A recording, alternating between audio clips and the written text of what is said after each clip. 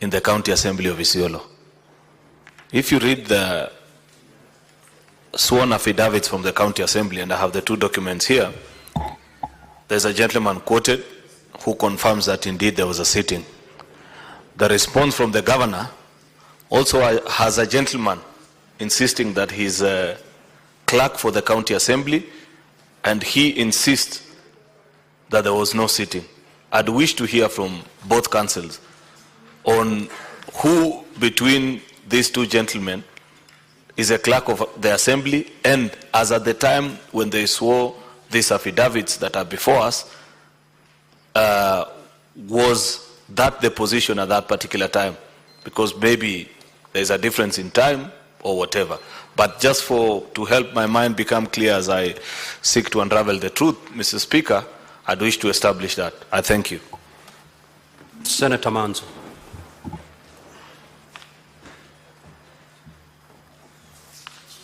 Thank you, Mr. Speaker, for giving me an opportunity to seek clarification.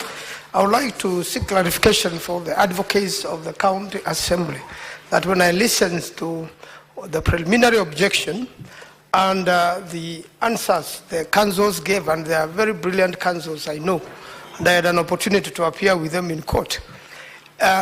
What is your rebuttal? Out of the points given, could you point out your rebuttals, 1, 2, 3, so that we can know what points? Otherwise, for me, I just had a big lecture and I didn't pick out the rebuttal points. I thank you, Mr. Speaker. Senator Karungo. Thank you very much, Mr. Speaker. My clarification is, I do understand every house has Hansard. In most cases, like at the Senate, we have video recordings. So do we have the same for the county of Isiolo? Have they submitted the Hansard, the audio Hansard, plus the video Hansard for that day? So that goes to the County Assembly and probably also to the governor. And the next question to the governor now, on that day that the governor was invited to appear at 9 a.m., did he appear at that particular time? Thank you, Chair. Senator Professor Tom Ojenda. Thank you, Mr. Speaker. I would wish to seek a few clarifications from Council on both sides. Let me start with the Council for the Governor, and I will ask Council Elisha Ongoya this question. Council, your preliminary objection is premised, one, that there is no motion because there were no sittings on the 18th and 26th June 2025. I want you to go straight to address the Senate on the affidavits that have been sworn in support of the fact that there were no sittings. Were there sittings? Were there assembly proceedings? And this I ask because the response from the Assembly is not clear as to whether or not there are sittings. Mr. Nyamodi, perhaps this is to you to clarify as well. You said that the sittings on the 18th and 26th informed the basis for orders obtained from the High Court in Meru before Judge Nyaga, and that the doctrine of estoppel should apply to the governor's team, that they cannot say, they cannot approbate and reprobate at the same time. Now, please give us a response. Was there a sitting? Was there or was there no sitting? Because that does not answer that question. Number two, to the... Senator Mungatana. Well, thank you, Mr. Speaker. for giving me the opportunity to seek a clarification. Mr. Speaker, I just wanted to hear counsel for the County Assembly.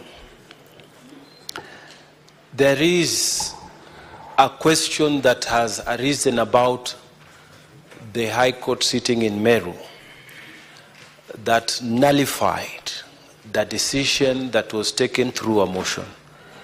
I wanted to know if they took time to appeal that decision, to seek a stay in that decision, or whether that decision of the High Court is still holding firm. And if so, what does it mean then for the arguments? Mr. Speaker, I submit. Senator Osochi.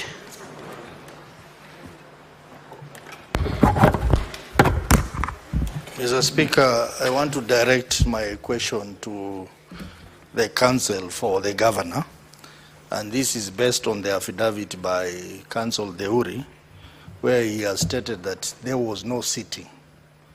Mr. Speaker, I find this to be a very fundamental issue in this case, which will determine the direction that this matter will take. But I would want him to weigh that against the provision of Article 159(2) of the Constitution. This is in regard to the judicial authority, where it says, in exercising judicial authority, the courts and tribunal shall be guided by the following principles. Most importantly, the principle D, that justice shall be administered without undue regard to procedural technicalities. Does this sit in on this principle, considering that having a sitting, a gazetted place, is very fundamental issue that this House will consider? Senator Fernande Chirange. Thank you, Mr. Speaker. One is I wanted to find out from the County Assembly whether your proceedings are live streamed, or do you have a YouTube channel where we can refer to? Number two, Speaker, to the County Assembly again, I've seen the affidavit of a clerk. How many clerks do you have? And if so, do you have gazette notice? Because when you look at Standing Order 65 of Isiolo County Assembly standing orders, there is a procedure of impeachment. Number five, to Ongoya. We have already disregarded the issue of conservatory orders as a House. What is the difference between conservatory orders and this High Court decision? Number four, finally, Mr. Speaker, I saw there were presence of army or purported in the County Assembly chambers or outside. Who invited them to the County Assembly, and who was the clerk then? And finally, when you conducted the public participation, did you disregard the court order that was in place? I submit, Mr. Speaker, sir. Senator Enoch. Thank you, Mr. Speaker. Mine is to the Council for the Assembly. Two quick issues. The Speaker, the answered. That is the official record of debates and proceedings in any legislative body. And you have attached a copy of the answered in your report. Is that the official record? On record, is that the official record? Because the Speaker, then if it is, then perhaps what the answer is in Isiolo is probably different from what we know it. So address us on the issue of the answered. And secondly, the Speaker, the motion that the court in Meru pronounced itself on, is it the very same motion that is here before us or is there any alterations to that motion? Is it the same motion that the court in Meru pronounced itself on? I thank you, Mr. Speaker. Senator Sigei.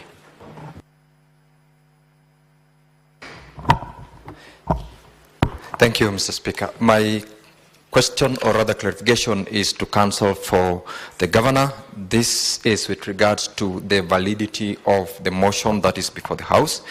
You have, this is directly to my senior counsel Ongoya, the motion before the Senate, you've said must be solid, valid, and meets the threshold.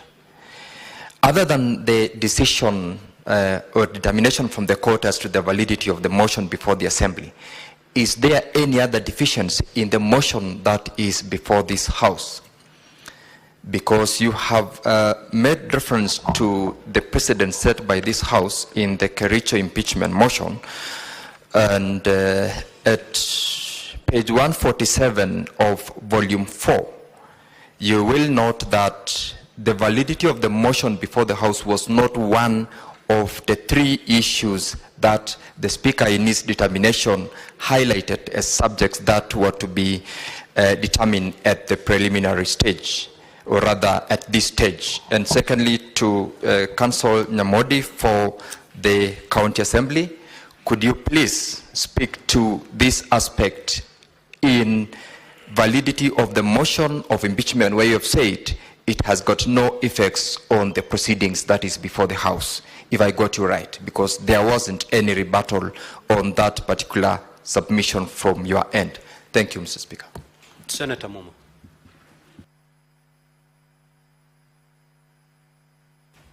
Thank you, Honorable Speaker. My question is to the Council for the County Assembly, again on the Hansard. Is the Hansard that you have provided an abridged version or the verbatim provision of a Hansard? Secondly, do you have an audio version of this Hansard? Senator Boni. Thank you. Thank you, Mr. Speaker. Mr. Speaker, mine is to the County Assembly attorneys. My brother Nyamodi, I've listened to you, I've listened to your four other colleagues, and none of you has attempted to respond to the grave allegation that the documents purported to be the Hansard are cooked documents. None of you has tried to tell us that they are not. Is it your position that the documents before us here from you are cooked as alleged by counsel from the County Assembly, from the Governor's office? Secondly and last, Mr. Speaker, I want to draw the attention of Mr. Nyamodi to page 23 of volume 4 of the Governor's response, where the Governor's advocates are reminding us what the court said. The court said that they do not wish to stop us from listening to this matter. However, the court pricked our conscience, and they told us in bullet 24 that the matter at hand calls for a stand to be taken by constitutional organs involved. What they choose to do will have set a precedent on the necessity for compliance with court orders. And concluded by saying it will be a choice between anarchy and constitutionalism. Counsel Ongoya is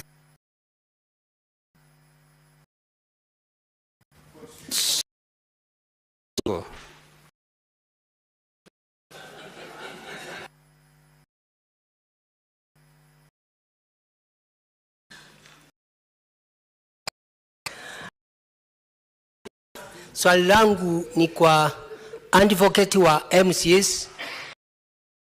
Sheria inasema wakati wa impeachment public participation. Advocate wa governor wanasema public participation haikufanyika njia ile inafaa. Naomba